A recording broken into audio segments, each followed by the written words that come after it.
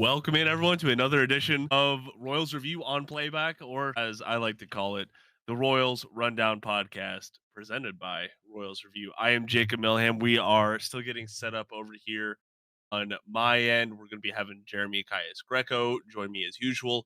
Plus, we are going to have special guest Matthew LaMar on to talk about all things MLB trade deadline. It was a really fun time, and I'm pretty excited for what the Royals are going to do for the remainder of 2025.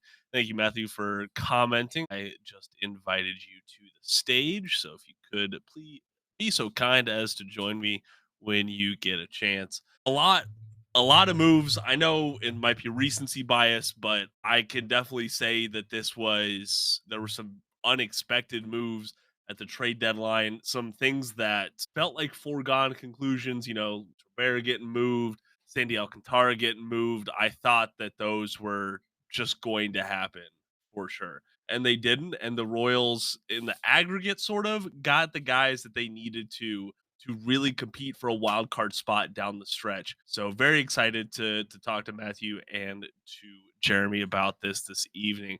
Matt, can you hear me, friend? Bueller. Well, that is just fine because we're all still learning here right now. So, what did the Royals do today? We'll dive into each individual move as we go throughout the episode. I think the first move was the one that threw a lot of heads. Freddie Fermin getting sent to the San Diego Padres, a long time guy in the Kansas City Royals organization. Honey is off to the off screen here, and she is not a fan at all of Freddie not being in a Royals uniform anymore. But that is just fine because it got a pretty good haul for the Royals, something that they definitely needed. I'm trying to figure out why my guys aren't able to come in here. Matt, can you hear me or chat at all? Am I here? Yeah, you're here now, Jeremy. I made it. I'm trying to figure out what's up with Matt though. He doesn't like us. Hope so because we're gonna sit here and talk about Royals baseball for a little while, so we got to get that Is that figured out. what we're gonna do? Yeah, it is. I Believe thought we were gonna talk about Indiana Jones. I'm sorry. I am completely unprepared. Did the Royals do anything today, Jacob? Jeremy, they did a lot of things. Don't be playing koi fish with me. All right, they did a lot of stuff today. I like to play joke. Yes, you do. Yes, you do. And you're pretty good at It's it. called what's the word? Filling the time. True. All right. So what did the Royals do today? Like I said, Freddie Fermin getting sent to the San Diego Padres for a Boo. pair of pitchers. Mike Yastrzemski getting acquired from the San Francisco Giants. That was a good move. Billy Falter getting traded away from the Pittsburgh Pirates to the Royals. That was another good one. All in all, like this was a Mike was a is a rental bat, so I get it. There's not a whole lot of whoop-de-doo about that, but I think that his acquisition is one of the more impactful ones, or addressed what the Royals needed to the most here. Jeremy, like it's what were you thinking when you were watching the tweets and the news roll in? How are you feeling?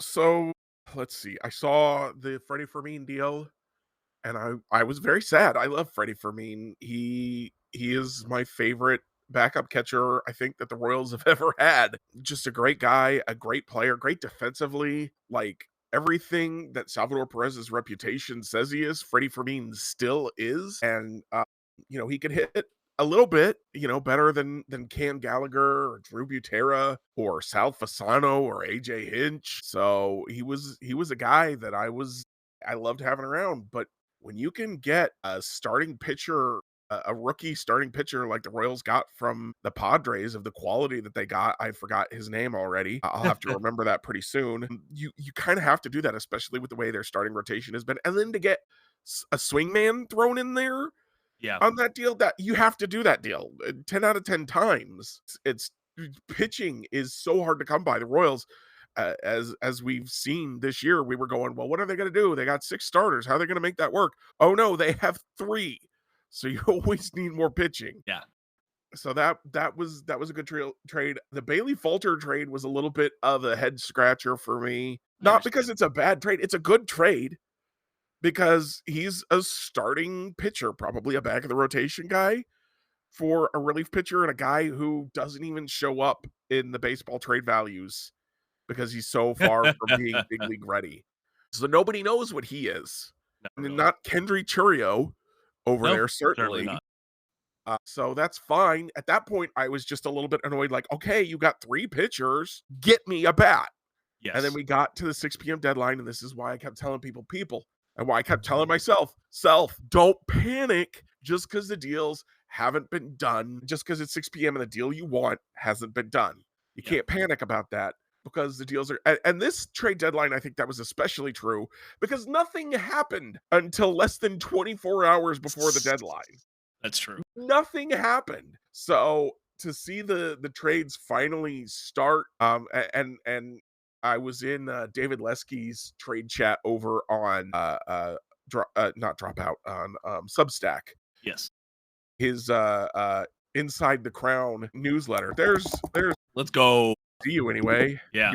Well, I see Lex Luthor where I expect to see Matthew LaMar. Lex Luthor? Lex Yes. Luthor, that's what you look like to me. Yeah. Do you have the money? Can you buy playback for us? No, I cannot. Oh, that's a disappointment. But yeah, so then finally the Mike Yastrzemski deal came through, and I was pretty much universally happy with that. I assumed the Royals didn't give up much. I've been kind of trying to keep track of all of the trades this year because I wanted to track a few things with baseball trade values and with is this a buyer's or seller's market. I'll have more analysis on that hopefully on Monday. But I thought the big thing I saw was bats were not very expensive and relief pitching was. So I was hoping the Royals would trade one of their relievers, get some good prospects, and then flip some of those for a bat. Instead, they just flipped a reliever, a minor league pitcher who I don't think we're going to miss. It's the second time they've sent different Junior Marte, to the Giants for the strong side of a platoon. You know, they have the weak side in Grichuk. They get the strong side in Yastrzemski, who's a pretty good defender. And yeah, I'm excited. That was everything I wanted from the deadline when I wrote that the Royals should be buyers. Of course, Matthew wrote that the Royals should be sellers in response to my Royals should be buyers. So I don't know how he's going to feel about this deadline.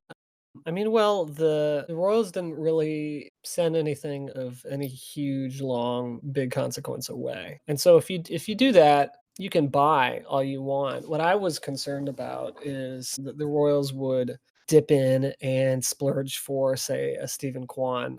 You know, he didn't get traded, at least when I last checked half an hour. He didn't. But, you know, like that's what and that would have cost, some minor league talent that the Rose just didn't have. You know, they need every little bit of their minor league talent that they've got right now. And so they were able to acquire and better their team and not really give up a whole lot. I think, they've got plenty of catching talent in the minors.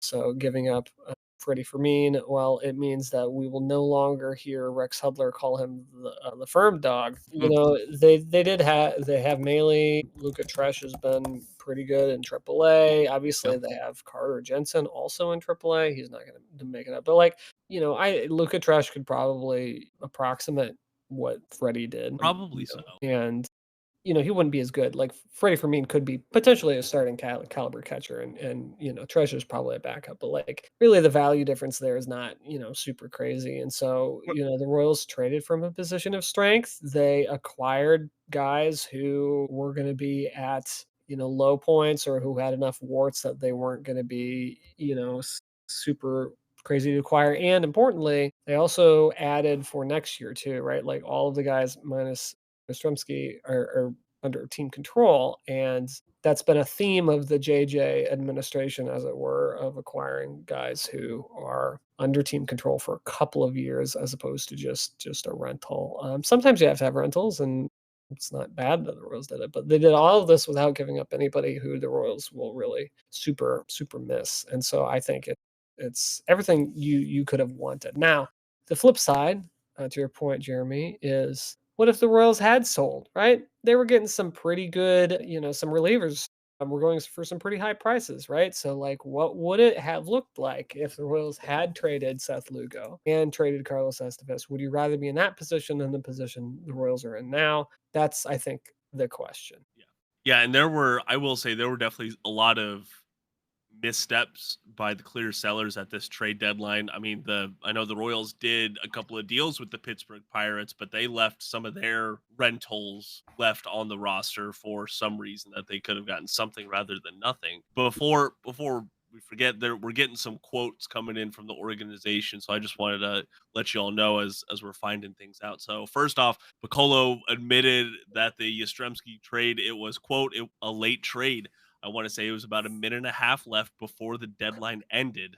There were some components to it that we had to work out, end quote. So I mean, that's why you wait until about 30 minutes after. We gave it about an hour afterwards, and we still didn't have all the details until shortly before we went live here on playback. So that's why you got to be patient when it comes to trade deadline. One other point that I also want to add on the Falter acquisition, because I think that out of the pitchers the Royals acquired today, he's probably has like the least fanfare, even though he's under team control possibly through the 2028 season. Well, there is a link here that I was unaware of until Piccolo said something in his press conference saying Brian Sweeney was Falter's pitching coach in the minor leagues while in the Phillies organization. That there is, quote, a lot of excitement about what the Royals pitching department can do with the three pitchers they added today. Jeremy, I know we've talked on the podcast before about how it's kind of we've gone from Cal Eldred to like in Royals pitching development we trust. Like it's kind of the mantra right now. And these three pitchers I'm pretty excited for. Yeah, you've got, like I said, the one guy from the Padres who's a rookie is just he's had a Weinberger. fantastic year. His struggles with his control a little bit, but if the Royals can help, and he's already worked on his pitches to a degree. I think I was reading that the Padres helped him develop a better fastball. So if the Royals can help him with his off speed and his breaking stuff, maybe he goes to another level. And like you said, in the pitching coaching we trust. The biggest reason for me that Falter falls flat a little bit is that they'd already gotten the pitching and I wanted the bat. So I was like, okay, but why do you need so much pitching? But again, they added it. So it was if you flip that trade with the Padres trade, I think the Padres trade everyone gets a little bit more upset about, especially with Fermin going.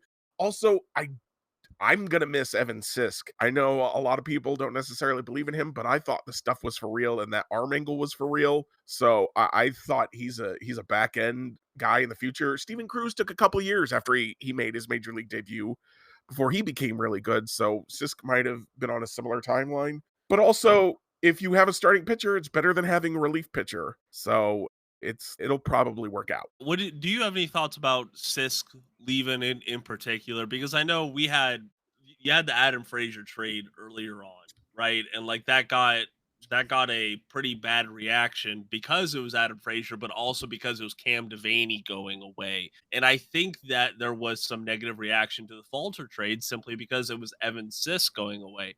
But when you could trade your relievers, you kind of have to trade your relievers, especially when it comes to the minor leagues, I think. Yeah, I mean, he's a 28-year-old who has 5 major league innings, like, and a walk rate of 19%. So, obviously that's the walk rate's not gonna continue, and he has done well in AAA in the last couple of years. But I think it's a really similar thing. I think Sisk is clearly more valuable than Devaney, in part because Sisk has a very clear use case and he's pretty good at it. And you could bank on him probably being a pretty good lefty specialist. But that is a limited role, and nowadays maybe you only have one of those on the team, and I think that with the three batter rule, especially, some of those like traditional loogie guys, left-handed one out guys, are kind of going away. And yeah, Sisk had a good 5 innings, but you know he had a 6.34 ERA in AAA as a 26-year-old, right? So Yeah. like I think they're very similar. Hopefully he succeeds. I always like it when players succeed. In their late 20s, early 30s. It was fun watching. Yaz. His rookie year was he was 28, and he's been really good. Sort of a Whit Merrifield type. Those are always fun guys. So yeah, that I think Evan Stisk and Cam Devaney are not that far off. That they are not going to be make or break pieces. They're probably far enough down, the poll, so to speak, that if the Royals played a playoff game, neither of those players, if they were on the roster, probably would have seen anything more than, a pinch running appearance or, like these are not the guys who are going to even play in a playoff game had they been on the roster. Those are perfectly fine guys to trade away. Yeah, I agree. And I will say on Sisk, at least like if he is going to get that extended run, he wasn't going to really get it in Kansas City. There were too many other lefty relievers ahead of him that I think that Quatrero and that pitching coaching staff really trusted more than Sisk. And I didn't know that it was to this degree, but the Omaha Storm Chasers broadcaster Nicholas Batters tweeted out after Sisk was traded away that he's actually appeared in the third most games for the Omaha Storm Chasers as a pitcher, just shy of 150. Like the guy's gotten a lot of looks at AAA, and that's still only amounted up to 5 games with the major league clubs. Sometimes we can love players, but the organization just has a different feeling about them for one reason or another. So I would be excited to see if he gets an extended run with the Pirates. I don't know if he's going to go to AAA like Cam Devaney did, or if he's going to stick with the major league roster. What? It's still so silly that they traded for Cam Devaney and then immediately demoted him. I'm just like, poor Cam Devaney. Yeah. Come on, Pittsburgh. Maybe they'll call him up now that they've traded away a bunch of their other players. But I can't believe they kept Tommy Pham. The Pirates are just weird. And I don't think that the Pirates are where the Royals were for a long time, right? In the 2000s, where they would do this and it would make no sense, right?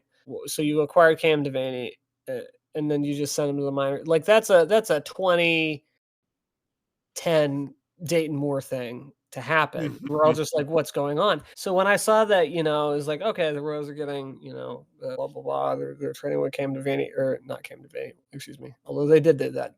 They did that. They're trading away Evan Sisk. Evan Sisk is going to the Pirates. I'm like, what use do the Pirates have for a 28-year-old? Like, the Pirates are really bad. They're nowhere near contention. Like, is there hope to pump him up and like have him be like the best lefty reliever of all time and then trade him for some, slightly better version? Like, I don't understand what they're doing. Like, if you're a bad team, and I wrote about this in the past, where I argued like the Royals should try out Terrence Gore as their starting center fielder because there's no downside, right? If you're a bad team, you can try weird stuff. Like, that's your superpower. Every other team is going to be like, maybe not. But if you're really bad, yeah, this 24-year-old, yeah, sure, why not? Let's play him, But when you're getting to like 28, 29, like then you start to get, okay, it takes him, a year to acclimate and then another year to do well and establish himself. Well, by that time he's 30, 31 and limited return. And I think you can just look at what the A's got from Lucas Erceg.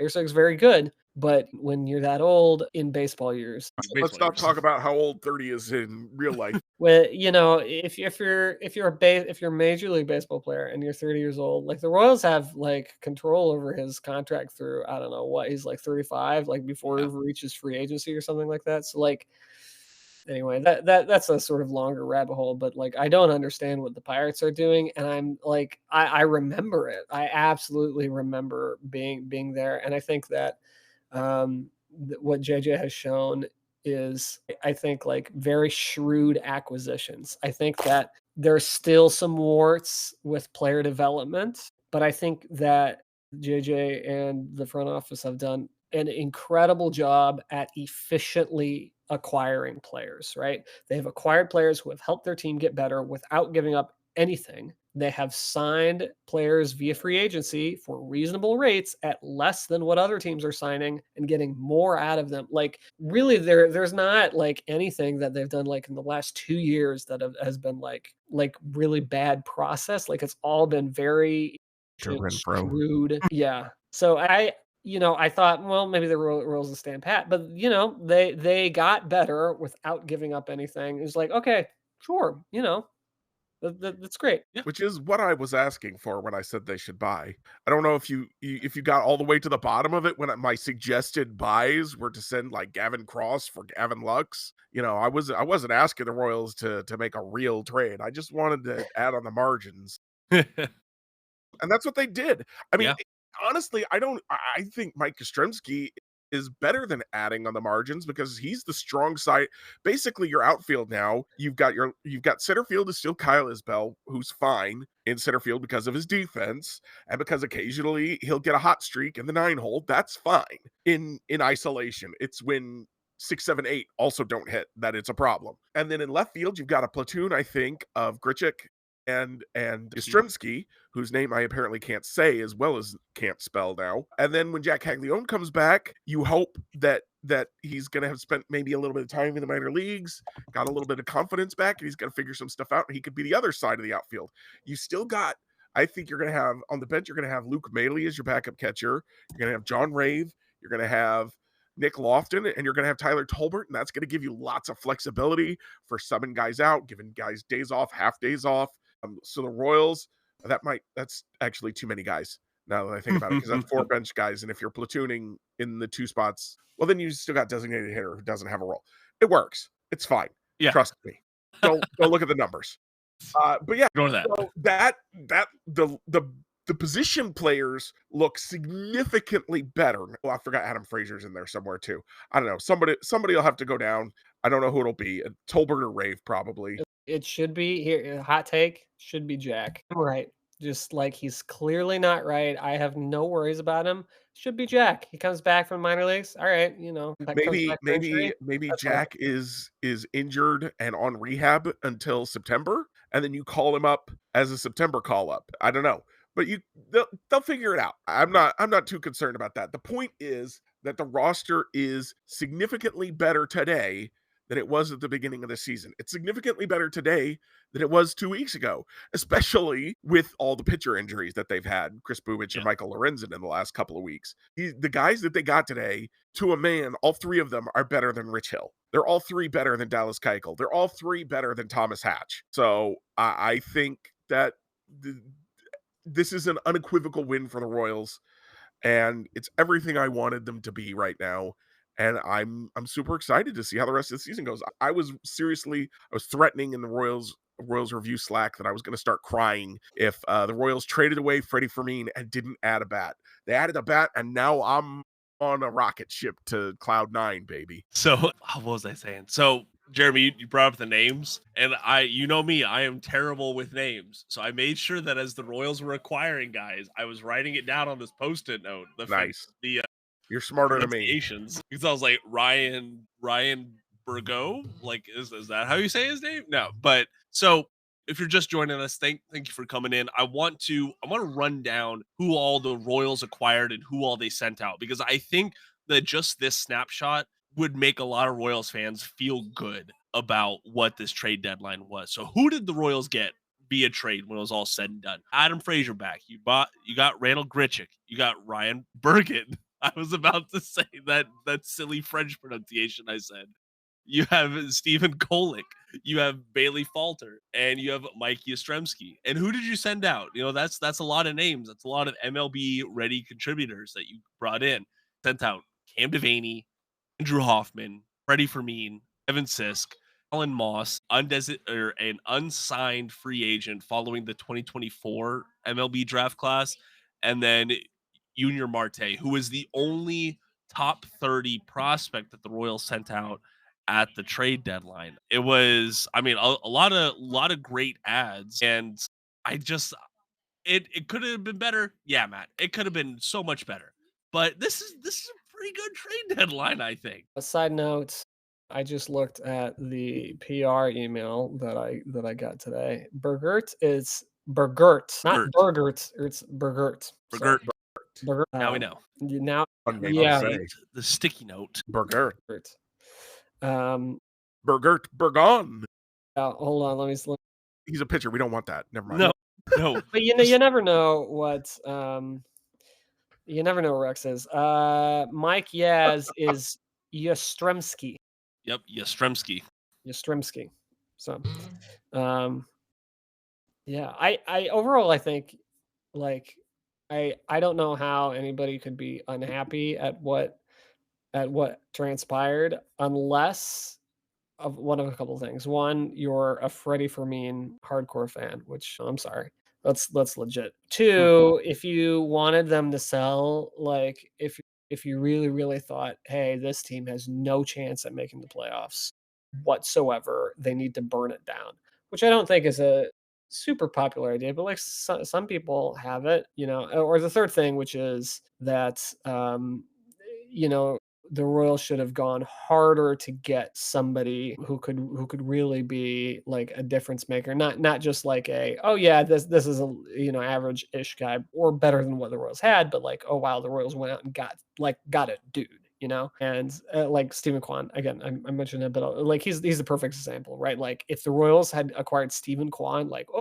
man, like that's a ridiculously huge increase. So I think unless you're in one of those three camps, and there's probably not, that many people in those three camps, I don't know how you can be unhappy about it. Yeah, and Jeremy, you were talking about probably on Monday we'll see a little bit more of a formal like how do the values line up and things like that. And you look at the deals that were done around the league, and there's not really one specifically for a hitter that I would say I really wish the Royals would have done that trade and they missed out and like that like I It go ahead. To me, it depends on how you value the prospects who were dealt for Eugenio Suarez. Yeah, that's Because, fair. and I know this is apparently controversial to some. I was talking to Lesky about this earlier, David Lesky, in his chat. I rely a lot on the Fangraphs future value model because I can go back and look at the percentages of guys turning into something useful. And they had, for Suarez, the Mariners gave up a 40 plus future value, a 40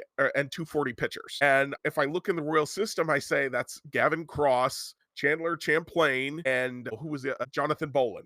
And I'm like, would I give up those three for Eugenio Suarez as a rental? Yes, absolutely. But some people will say that the first baseman that the Mariners gave up is much better than Gavin Cross for whatever reason.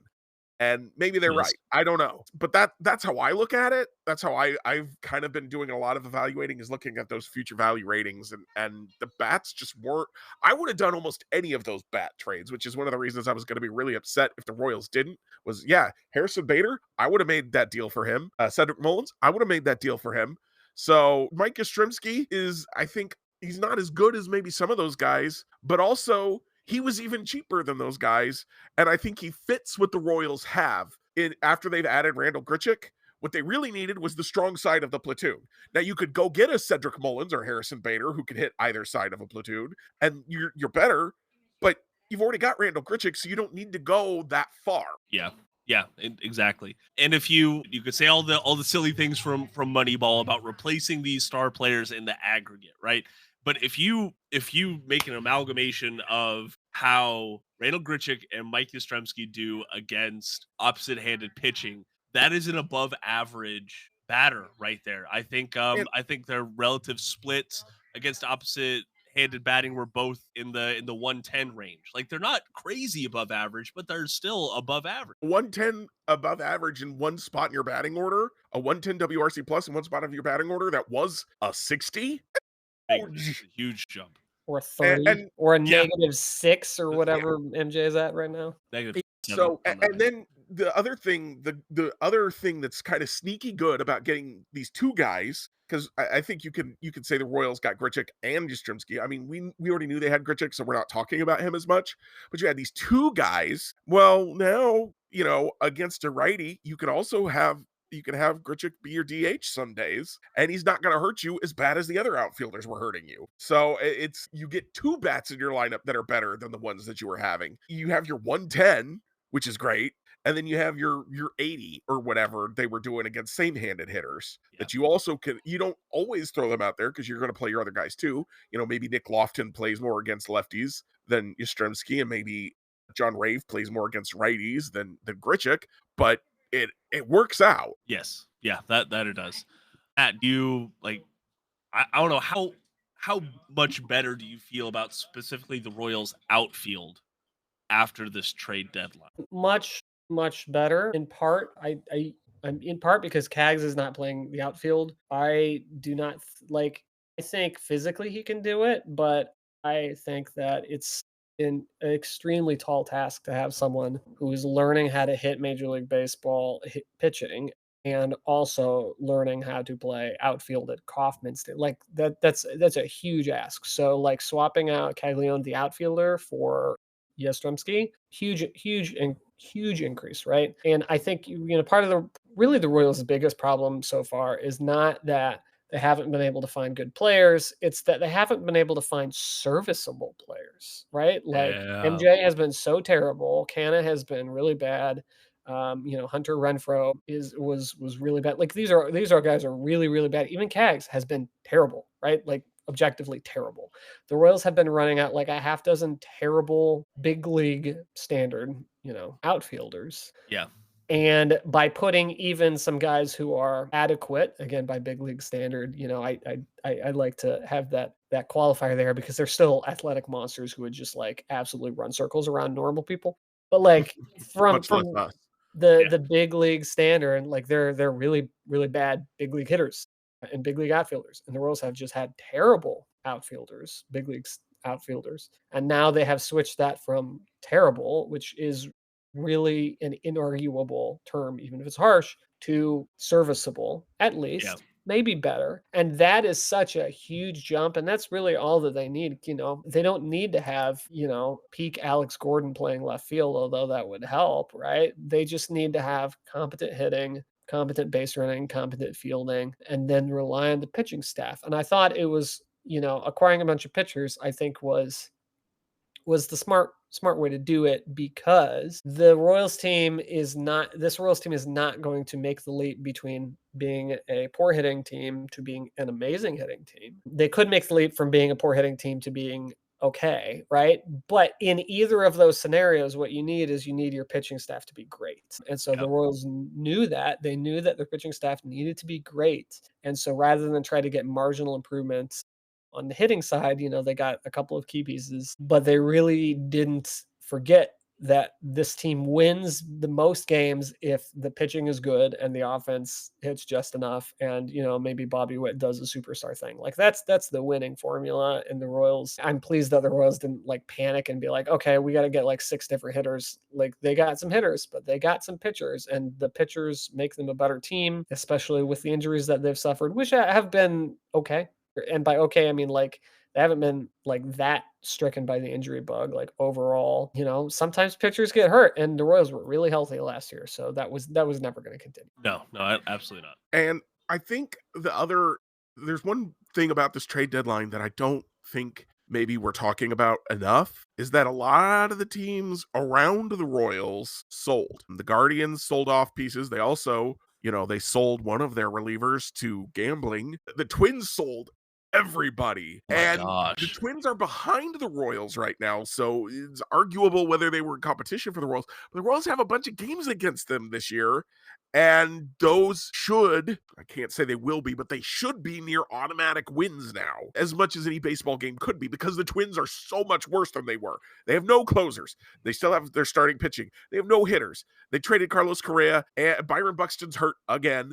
They got nothing. And so you've got all these games against the Guardians, against the Twins, against the White Sox. You've got games against the Blue Jays who improve, and then you still also control your destiny by playing the Blue Jays, who did improve, but they were the best team in baseball for a minute. Every team is the best team in baseball for a minute, and then they lose a few. The Blue Jays are on the other side of being the best team in baseball now. They get to play the Red Sox again. They get to play the Angels twice. So everybody, while a lot of teams around them were selling, they were buying, and that to me is Moneyball. Right there is zigging when everyone else is zagging. Moneyball was, no one pays attention to how valuable OBP is, so we're going to focus on OBP.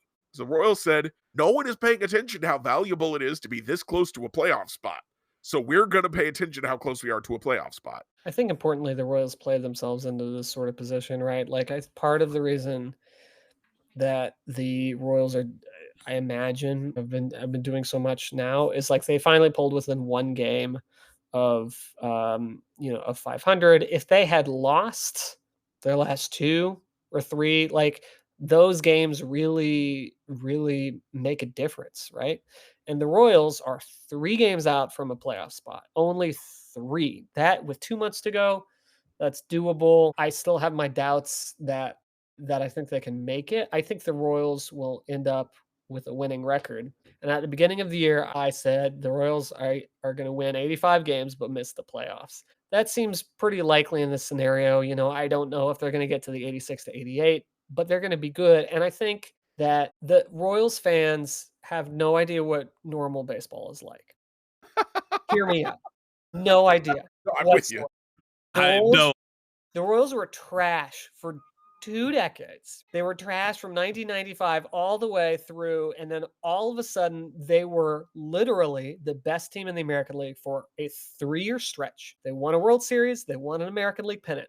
Immediately afterwards, they were trash again. The Royals fans have not gone through hey, the team could win 83, 85, 87 games, if they win 79. So I feel like Royals fans are acting like the Royals are going to be either incredible, they're going to be like playoff team, or they're going to be like terrible and it's 2004 again. Like that's what the Royals fans have oscillated between, but the reality is way more similar to last year, which is you have a good team, you get kicked out in the playoffs in the divisional round. I mean, think about it. The last time the Royals were kicked out of the playoffs before the World Series, before last year, was what, 1984? Something like that, yeah.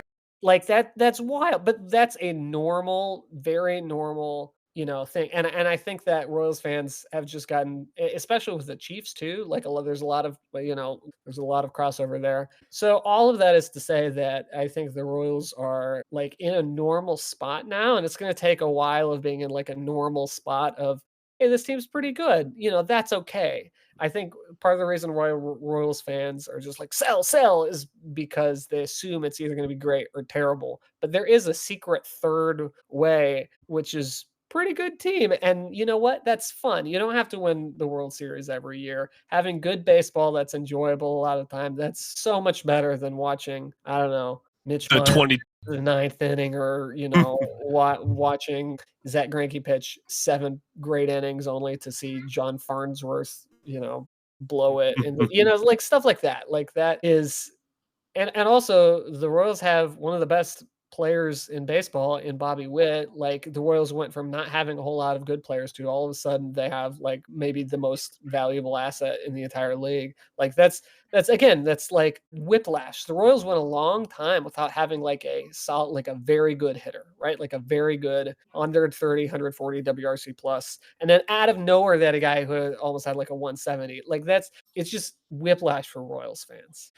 And then he falls back down to the 130 this year, and everyone says, "Oh, he sucks now. He's falling apart. Trade him." But yeah, I'm right there with you. And I think even myself to a degree, it's hard to reckon with this, because this has been, I don't think it's an exaggeration to say this has been the most frustrating season I've ever experienced as a Royals fan, because when they were really bad, I could just turn it off and I didn't have to watch anymore. I got so used to writing articles, and I think you did too, Matt, that were, about May or June every year. It's okay to not watch the Royals when they're this bad, y'all. I'm not going to. And so last year, I was saying, hey, let's all watch. They're actually pretty good. And this year, it's been frustrating because they've been just good enough that I don't want to turn it off. They might be good. They might be really good any day now, but just bad enough that they lose most of their games. And it's been hugely frustrating, but not as frustrating as the one guy who told me on Blue Sky that this was the worst Royals team ever. And I was like, my dude, they lost 100 games 2 years ago. You don't even have to go back to the mid-aughts when I was watching the worst team they ever had. They lost 100 games 2 years ago. Yeah. You don't tell me this is the worst team they've ever had or the worst team you've ever watched. What are you doing? Toddlers exist on Blue Sky. I think, Jeremy, to sort of wrap this particular rabbit hole up, I think some of it is fear, right? And I think that for a large swath of Royals fans, seeing JJ Piccolo, who had been Dayton Moore's right-hand man for a long time, take the reins, and that was a red flag. And a lot of people were like, this is bad. And then, I think objectively, like, he's done a really good job with what he was given. There's been some growing pains, but like, I think that he was able to do a Dayton Moore wasn't able to do, like, which is, yeah, okay, so the farm system's not fixed. That's fine. We can still have a winner. That is is amazing right there. And there's another rabbit hole that I'm going down as far as like fans who like I almost feel like they root for the Royals to lose, or they like derive pleasure because they're like, I told you so. And I can think of some fans who are like that. And I think that there's a healthy like middle ground of being skeptical, but like I've been able to, go to some games and talk to JJ, and like he is not he is not Dayton Moore. And I don't know like how much you need to know, but like I can promise you with the conversations that I've had on and off the record, not Dayton Moore. I don't think it could be any more obvious. I have not spoken to JJ Piccolo, but I've read his public remarks, and his public remarks are leagues away from the things Dayton Moore used to say. Just he admits that things aren't perfect. We get to the offseason, he says, yeah, we need to add a couple bats. Now, do I wish he'd actually added a couple bats? Yes. He added one, he needed to add two, but he said he needed to add two. Dayton Moore would be like, well, we're really happy with the guys we've got, and we think guys are going to really improve, and things will be fine. Things will all work out, and that's how Dayton Moore would talk. And he would say, we always think we want to win. And it's like, you're about to lose 100 games again. Yeah, but things are going to turn the corner any day now. Are they? What are you doing to make that happen, Dayton? And one of the things that I've taken a lot from Seren Petro on listening to him on Kaufman Corner is he would talk about how Dayton Moore would always say, well, when the trade deadline was coming and the Royals were bad, we're listening. We're listening. We'll take your calls. And Seren says, you got to pick up the phone and call people sometimes. Put your own trade ideas out there. AJ Piccolo is absolutely calling people and putting his own trade ideas out there. So yes. Dude likes to chat it up. That is true. It's so obvious to me that JJ Piccolo is better at his job and treats us fans both. He treats us fans as people like worthy of honesty and respect instead of just self-delusional nonsense. One other part here that we haven't touched on, but I think is we've been ragging on Dayton Moore, which, somewhat deservedly, but also Dayton Moore had a different owner, and it took a while for Dayton, I think, to convince, David Glass that the Royals should do things. And, it's a Glass's credit eventually, right? Like in 2016, 2017, he spent, right? But I think the ownership change also is a mindset change. I don't know how much David Glass is, was impacting the Royals organization, like philosophically. My sense is maybe not as much, because John Sherman is very involved, to the extent that an owner is or can be, without being overbearing. Like they've always talked about it as a partnership. And I was in the dugout maybe a month ago. John Sherman's just chilling in the dugout, before the game, right by Q's interview. Like that's nice to have. And I think that the ownership, when Sherman was first, when he bought the team and he had his first press conference, I remember thinking to myself, he has an idea of what he wants the team to be. And I think that filters down, even if it's not Sherman saying, yeah, you know what? I like Yastrzemski's name. Let's trade for him, or, whatever it may be. So yeah, I do think ownership is a part of it, and credit to the ownership group for continuing to invest. I think they'll continue to need to do that next year, because until you can develop some hitters, you're going to need some hitting from somewhere, and it's either going to be from the pitching you develop, which maybe it could be, or from the money. I think you can see the difference in the ownership also in things like the 2015 trade deadline, when the Royals did go out and get the best pitcher and the best hitter on the market, but they made sure that they traded prospects in a way such that those other teams were still paying for those guys. Johnny Cueto and Ben Zobrist were both paid for by the Reds and the Athletics, respectively, because David Glass didn't want to add any more salary. And we don't miss Aaron. Didn't miss any of those guys except for Sean Manaea, who was always going to be part of that Ben Zobrist trade. But still, the mindset. Whereas John Sherman says, "Oh, we need another starting pitcher. You said you could get. I think it was Jesus Luzardo, but we have to give up Vinny Pasquantino. I think John Glass. I can't remember. David Glass. Yeah, I was gonna say Dayton Glass, and then I said John Glass. I don't know what I'm doing. When David Glass would hear that trade proposal, he would say, "Yeah, all right, We don't need Vinny. We got other first baseman who can hit. We'll find him somewhere. Get me that starting pitcher. Or you want to add a starting pitcher? Well, you're going to have to give up something because I'm not spending money. John Sherman says, yeah, okay, we're not going to do that. You could get Michael Wacha, right? All we have to do is give up some money for him. That's the difference in the ownership. Even when the owner is quote unquote spending in 2015, 2016, 2017. Yeah. Yep. There was still a hard limit to what David Glass would do, where John Sherman says, you know, I have a lot of problems with John Sherman and the way he's approached the stadium stuff. But what he's done with the team as far as trying to get them winning, I cannot argue that he has been a model owner. I mean, you could maybe argue that Stephen Cohen, who's willing to spend all of his money to field a winner in New York, is better as an on-field owner, if there is such a thing. But also the Mets aren't doing that much better than the Royals. So is that working? What other influences is Cohen having that are causing problems? Right. So this is what you get, Jacob, when you had me on as we go down these rabbit holes. Don't act like I don't drag the podcast down rabbit holes constantly. That is very true. At least your rabbit trails are related to baseball. That's true. Yeah. One thing we were talking about David Glass. I don't know if I've said this on the podcast before, but if I have, too bad. You get to hear it again. Everybody else gets to hear it again. It's the best story. The first time that I covered a game was in like 2017, and I was really bad at it, and it was like I did not prepare enough, and I didn't do it for years afterwards. But I was there in 2017, and I got on an elevator. I saw David Glass get on an elevator in front of me. It was the elevator that I needed to take. I let him get on because he's David Glass. He's the owner. He can take his own dang elevator. He has that right. He held the door open for me and waved me in. I went in. At the time, this was like one of the last days of September, which, you know, if you live in Kansas City, sometimes cold, you know, sometimes hot as the sun, but that's just the Midwest in general. You know, a lot of times, you know, rainy, cold, etc. But it was a beautiful day that day. And I was like standing in the elevators, like no one prepped me that the owner would be in the elevator with me. So David Glass and I are in this elevator, and I say to him, like, it's a really beautiful day for baseball today. Because it was unseasonably perfect, like 70 degrees, cloudless, perfect. It's a really nice day for baseball today.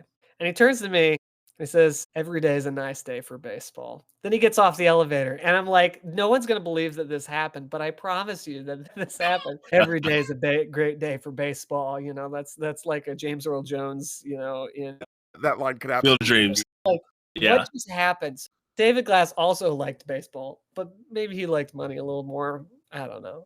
I would venture to guess that no MLB owner does. I think they all like baseball. Otherwise, you could make money doing something else. Yeah, true. Yes. When you have that much money, you have a lot of options for making more money. It doesn't have to be a sports team. So I think that they do. But yeah, some owners definitely like money more than they like baseball. And I think that's a lot of owners, most owners, almost all the owners. But I do think John Sherman sees either an opportunity to, when I look at John Sherman, I see a guy who sees an opportunity to field a winning team and make money, where he doesn't feel like he has to make the most money he possibly can. He doesn't have to squeeze every dollar out of the team. He just wants to have a winner. He wants to make money. He wants both of those things to happen. Yeah. And if he can make both of those things happen, he will. Whereas other owners they want to make every dollar they can. And if the team also wins while they're doing that, great. And one of the ways to make money is to do smart trades at the deadlines. Hey. The playoffs, yes. home playoff games. And exactly. Great job. See, look at you. We got back. It's almost, we got back there eventually. The time is a circle. All right. So what I wanted to bring up was, I think that what made this trade deadline possible and this approach a lot more plausible was the fact that the Royals had such a strong month of July overall, right? Like I was on the Fan earlier with C Dot, and he was talking about this last 12 game stretch, which I get it. The 12 game stretch has been awesome, but it's not such a small sample size. Like the Royals had a very good July, and it was at precisely the right moment that they needed it to be. And if you look at their month of July, well, it's not that big of a stretch. Let's say somehow they maintain their winning percentage that they had in July, in August and September. They would end the season with an 87-75 record. Like that's where they're at right now. And like the July Royals look like an 87 win team. And I don't know. I'm really excited that they could keep that going. And I think they made the moves to keep that momentum rolling into this series against the Toronto Blue Jays.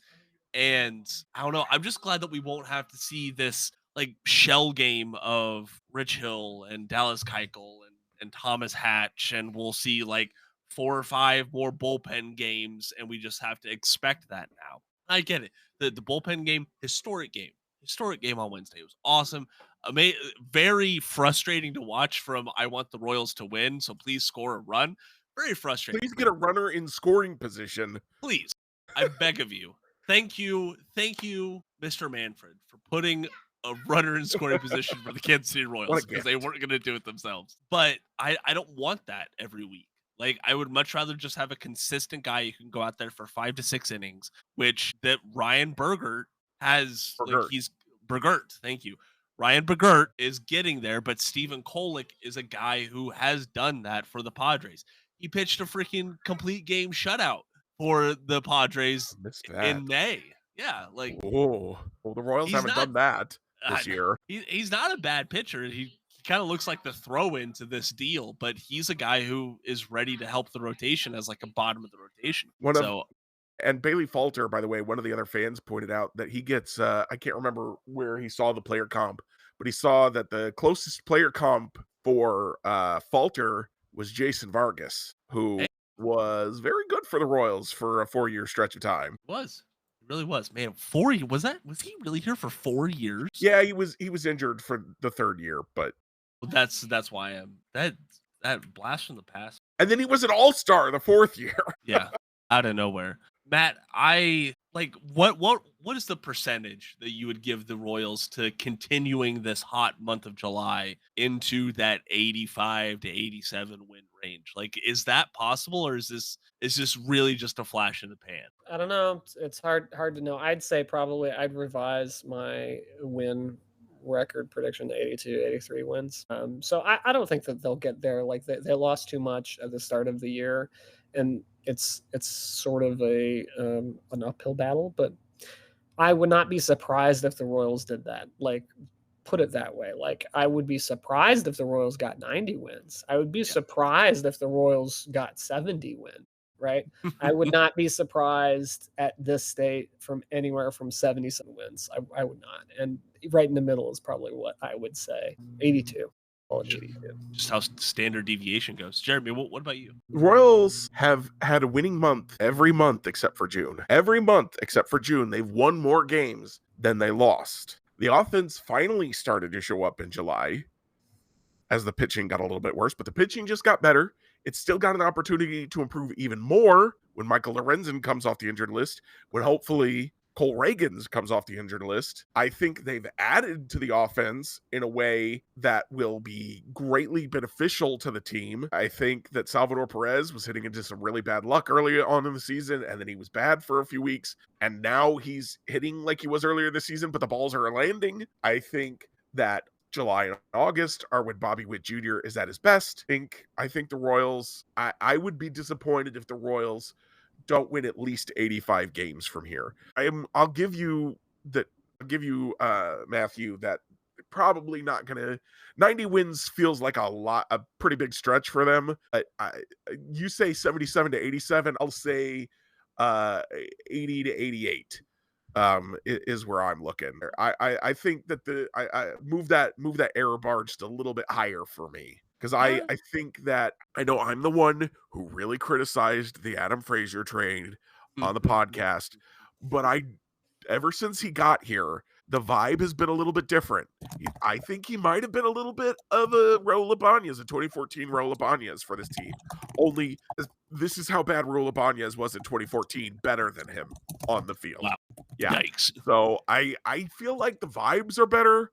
I feel like they figured some stuff out that was really they were really struggling with in June.